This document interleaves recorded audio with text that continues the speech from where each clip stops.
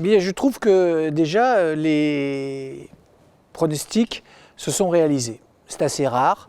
Depuis le temps qu'on nous annonçait une correction des marchés, cette correction est intervenue.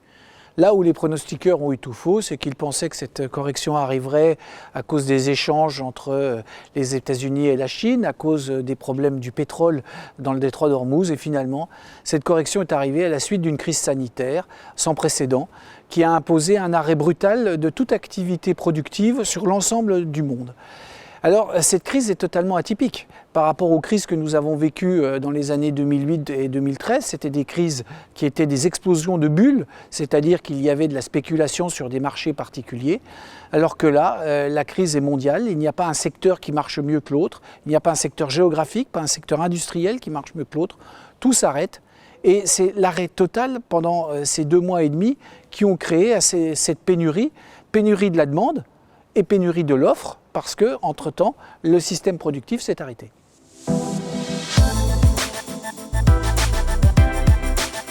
Les conséquences à court terme, c'est de relancer la production.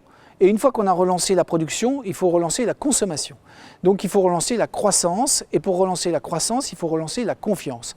Alors les États ont très bien réagi. Ils ont très bien réagi parce que les banques centrales ont débloqué des fonds de façon illimitée pour les États. Les États ont redonné aux banques internes ces capacités d'épargne et de crédit, ce qui fait qu'aujourd'hui, ce n'est pas l'argent qui manque, c'est la confiance. Les clients ont plutôt tendance à thésauriser, à conserver une partie de réserve.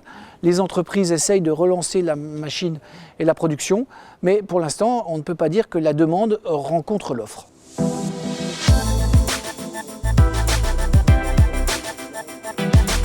Dans ce contexte, le conseil que nous pouvons donner aux clients d'Unofi, c'est de garder le cap, de rester serein face à cette crise. Fût-elle extrêmement brutale. Et on a d'ailleurs vu qu'au mois de mars, les pertes qui avaient été relativement fortes se sont compensées au mois d'avril et au mois de mai pour retrouver un niveau qui est tout à fait comparable, même s'il reste peut-être 15 à 20% à récupérer. Donc il ne faut pas céder à l'écume des jours, il faut rester serein dans cette tempête et surtout se dire qu'on a fait des choix patrimoniaux et financiers à moyen et long terme. Donc le moyen et le long terme, eh bien, c'est aussi de savoir que peut-être, pour compenser ce qui vient d'arriver, il faut aller à nouveau sur les marchés avec les unités de compte pour utiliser les opportunités d'entrée sur le marché action ou le marché obligataire. Et puis, dans l'immobilier, se tenir à ce qu'on avait fait en termes de stratégie.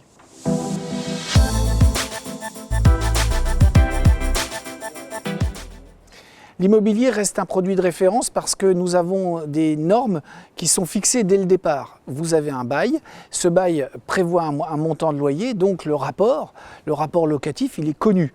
Certes, il peut être sujet à quelques difficultés si le locataire ne paye pas, mais on a vu même là en période de la plus grande crise que finalement les recouvrements de loyers ne posaient pas trop grandes difficultés.